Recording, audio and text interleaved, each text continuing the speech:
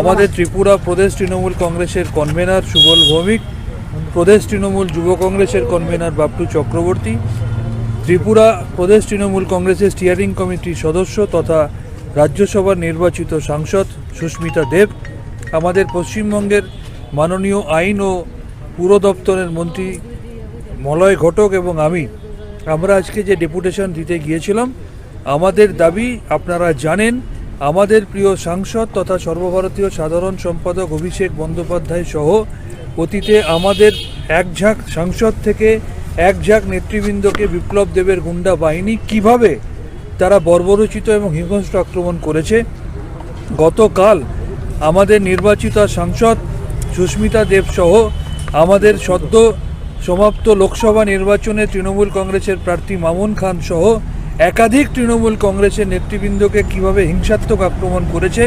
একমাত্র ঈশ্বর আল্লাহর আশীর্বাদেই তারা আজকে বেঁচে আছে।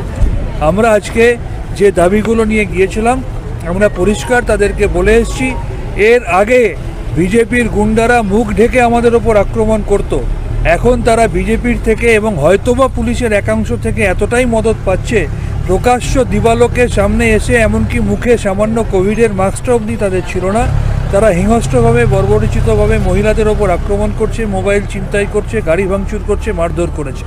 এবং এই ধরনের গুন্ডাদের যাদের সোশ্যাল মিডিয়ার মধ্যে দিয়ে দেখা যাচ্ছে, সাধারণ পাবলিক চিহ্নিত করতে পারছে, তাদেরকে পুলিশের পক্ষে খুঁজে পাওয়াটা কোনো বড় কথা নয়। তাই আজকে আমরা এই চিঠির সাথে সাথে পেন ড্রাইভ দিয়েও সমস্ত ঘটনার বিবরণ দিয়ে এসেছি এবং আমরা দাবি করেছি যে আগামী 12 ঘন্টার মধ্যে দুষ্কৃতীদের বিরুদ্ধে যদি যথাযথ পদক্ষেপ না নেওয়া হয় তাহলে তৃণমূল কংগ্রেস বৃহত্তর আন্দোলনের পথে যাবে। উনি আমাদেরকে আশ্বস্ত করেছেন, উনি বলছেন যে আমরা এটা অত্যন্ত সিরিয়াসলি নিয়েছি এবং উনি আমাদেরকে বলেছেন দোষীদের বিরুদ্ধে দৃষ্টান্তমূলক ব্যবস্থা নেবেন।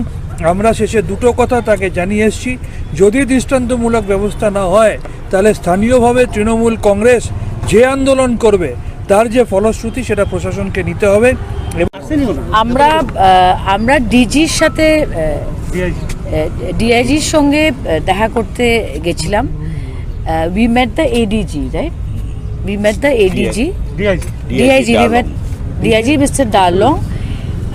প্রথম কথা, আমরা স্পষ্টভাবে বলে দিয়েছি কারা এই ঘটনাতে জড়িত ছিল তাদের নাম সহ আমরা একটা চিঠি দিয়েছি, যেটা এফআইআর হিসাবে ট্রিট করা হোক।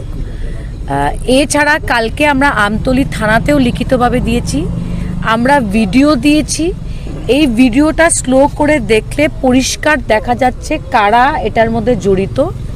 ওদের মুখে কোনো রকমের মাস্ক নেই, কাপড় নেই, আই উইটনেস রয়েছে, আমরা আই উইটনেসদের নাম দিয়েছি। আমরা যে দাবিটা করছি এটা প্রত্যেক নাগরিকের অধিকার।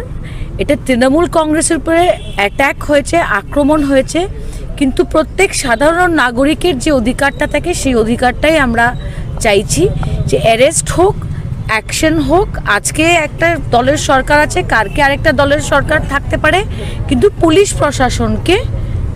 প্রশাসনকে কোনো দলের কর্মী বা দলের নেতাকে প্রোটেকশন দেওয়ার কোনো মানে হয় না। আপনারা বলতে পারেন যে এই কথাটা আমি কেন বলছি। আমাদের নেতা অভিষেক বন্দ্যোপাধ্যায় বেশ কয়েকদিন আগে যখন এসছিলেন, ওনার উপরে আক্রমণ হয়েছিল, আজ পর্যন্ত কোনো অ্যারেস্ট হয়নি। এইভাবে যদি ত্রিপুরার পুলিশ প্রশাসন চলে তবে আমরা পৌরসভার নির্বাচন এবং আগামী বিধানসভার নির্বাচনে কি আশা করতে পারি? গণতান্ত্রিক দেশে আমাদের অধিকার রয়েছে, আমরা যে কোনো জায়গায় প্রচারে যেতে পারি এবং আমাদের যে আশ্বাস দেওয়া হয়েছে যে ইমিডিয়েটলি ওরা অ্যাকশন নিবে, আমরা রিজনেবল সময় তাদেরকে দিচ্ছি। কিন্তু যদি রিজনেবল সময়ের মধ্যে রিজনেবল অ্যাকশন না হয়, আমরা তৃণমূল কংগ্রেস আমরা সংঘর্ষ করতে জানি। আর মমতা বন্দ্যোপাধ্যায়ের কি ইতিহাস, এই ধরনের রাজনীতির বিরুদ্ধে উঠেই উনি নেত্রী হয়েছেন। আমরা সেই নেত্রীর আমাদের প্রেরণা, আর আমরা জানি কিভাবে সংঘর্ষ করতে হয়। আজকে আমরা ত্রিপুরার ডাইরেক্টর জেনারেল অফ পুলিশের সাথে কথা বলে আমাদের যে প্রতিনিধি দল, আমাদের ত্রিপুরা প্রদেশ তৃণমূল কংগ্রেসের কনভেনার সুবল ভৌমিক, প্রদেশ তৃণমূল যুব কংগ্রেসের কনভেনার বাপটু চক্রবর্তী, ত্রিপুরা প্রদেশ তৃণমূল কংগ্রেসের স্টিয়ারিং কমিটির সদস্য তথা রাজ্যসভার নির্বাচিত সাংসদ সুস্মিতা দেব, আমাদের পশ্চিমবঙ্গের মাননীয় আইন ও পুর দপ্তরের মন্ত্রী মলয় ঘটক এবং আমরা আজকে যে ডেপুটেশন দিতে গিয়েছিলাম, আমাদের দাবি আপনারা জানেন, আমাদের প্রিয় সাংসদ তথা সর্বভারতীয় সাধারণ সম্পাদক অভিষেক বন্দ্যোপাধ্যায় সহ অতীতে আমাদের এক ঝাঁক সাংসদ থেকে এক ঝাঁক নেতৃবৃন্দকে বিপ্লব দেবের গুন্ডা বাহিনী কিভাবে তারা বর্বরোচিত এবং হিংস্র আক্রমণ করেছে। গতকাল আমাদের নির্বাচিত সাংসদ সুস্মিতা দেব সহ আমাদের সদ্য সমাপ্ত লোকসভা নির্বাচনে তৃণমূল কংগ্রেসের প্রার্থী মামুন খান সহ একাধিক তৃণমূল কংগ্রেসের নেতৃবৃন্দকে কিভাবে হিংসাত্মক আক্রমণ করেছে। একমাত্র ঈশ্বর আল্লাহর আশীর্বাদেই তারা আজকে বেঁচে আছে। আমরা আজকে যে দাবিগুলো নিয়ে গিয়েছিলাম, আমরা পরিষ্কার তাদেরকে বলে এসেছি, এর আগে বিজেপির গুন্ডারা মুখ ঢেকে আমাদের ওপর আক্রমণ করত। এখন তারা বিজেপির থেকে এবং হয়তোবা পুলিশের একাংশ থেকে এতটাই মদত পাচ্ছে, প্রকাশ্য দিবালোকের সামনে এসে এমনকি মুখে সামান্য কোভিডের মাস্কটা অবধি তাদের ছিল না, তারা হিংস্রভাবে বর্বরোচিতভাবে মহিলাদের ওপর আক্রমণ করছে, মোবাইল ছিনতাই করছে, গাড়ি ভাঙচুর করছে, মারধর করেছে। এবং এই ধরনের গুন্ডাদের যাদের সোশ্যাল মিডিয়ার মধ্যে দিয়ে দেখা যাচ্ছে, সাধারণ পাবলিক চিহ্নিত করতে পারছে, তাদেরকে পুলিশের পক্ষে খুঁজে পাওয়াটা কোনো বড় কথা নয়।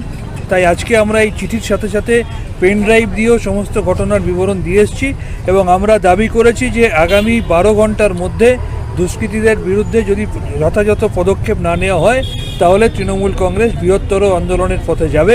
উনি আমাদেরকে আশ্বস্ত করেছেন, উনি বলছেন যে আমরা এটা অত্যন্ত সিরিয়াসলি নিয়েছি এবং উনি আমাদেরকে বলেছেন দোষীদের বিরুদ্ধে দৃষ্টান্তমূলক ব্যবস্থা নেবেন।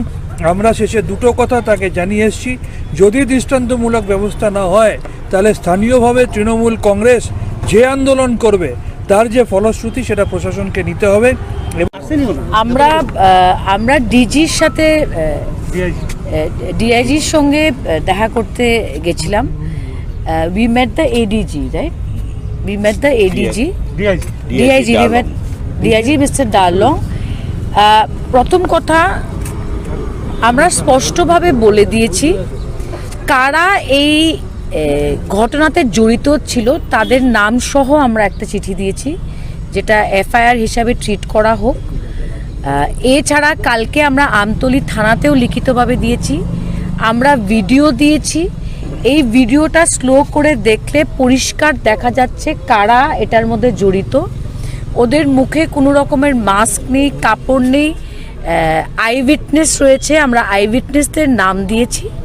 আমরা যে দাবিটা করছি এটা প্রত্যেক নাগরিকের অধিকার। এটা তৃণমূল কংগ্রেসের উপরে অ্যাটাক হয়েছে, আক্রমণ হয়েছে, কিন্তু প্রত্যেক সাধারণ নাগরিকের যে অধিকারটা থাকে সেই অধিকারটাই আমরা চাইছি যে অ্যারেস্ট হোক, অ্যাকশন হোক। আজকে একটা দলের সরকার আছে, কালকে আরেকটা দলের সরকার থাকতে পারে, কিন্তু পুলিশ প্রশাসনকে কোনো দলের কর্মী বা দলের নেতাকে প্রোটেকশন দেওয়ার কোনো মানে হয় না। আপনারা বলতে পারেন যে এই কথাটা আমি কেন বলছি। আমাদের নেতা অভিষেক বন্দ্যোপাধ্যায় বেশ কয়েকদিন আগে যখন এসছিলেন ওনার উপরে আক্রমণ হয়েছিল, আজ পর্যন্ত কোনো অ্যারেস্ট হয়নি। এইভাবে যদি ত্রিপুরার পুলিশ প্রশাসন চলে তবে আমরা পৌরসভার নির্বাচন এবং আগামী বিধানসভার নির্বাচনে কি আশা করতে পারি? গণতান্ত্রিক দেশে আমাদের অধিকার রয়েছে, আমরা যে কোনো জায়গায় প্রচারে যেতে পারি এবং আমাদের যে আশ্বাস দেওয়া হয়েছে যে ইমিডিয়েটলি ওরা অ্যাকশন নিবে, আমরা রিজনেবল সময় তাদেরকে দিচ্ছি। কিন্তু যদি রিজনেবল সময়ের মধ্যে রিজনেবল অ্যাকশন না হয়, আমরা তৃণমূল কংগ্রেস আমরা সংঘর্ষ করতে জানি। আর মমতা বন্দ্যোপাধ্যায়ের কি ইতিহাস, এই ধরনের রাজনীতির বিরুদ্ধে উঠেই উনি নেত্রী হয়েছেন। আমরা সেই নেত্রীর আমাদের প্রেরণা, আর আমরা জানি কিভাবে সংঘর্ষ করতে হয়। আজকে আমরা ত্রিপুরার ডাইরেক্টর জেনারেল অফ পুলিশের সাথে কথা বলে আমাদের যে প্রতিনিধি দল, আমাদের ত্রিপুরা প্রদেশ তৃণমূল কংগ্রেসের কনভেনার সুবল ভৌমিক, প্রদেশ তৃণমূল যুব কংগ্রেসের কনভেনার বাপটু চক্রবর্তী, ত্রিপুরা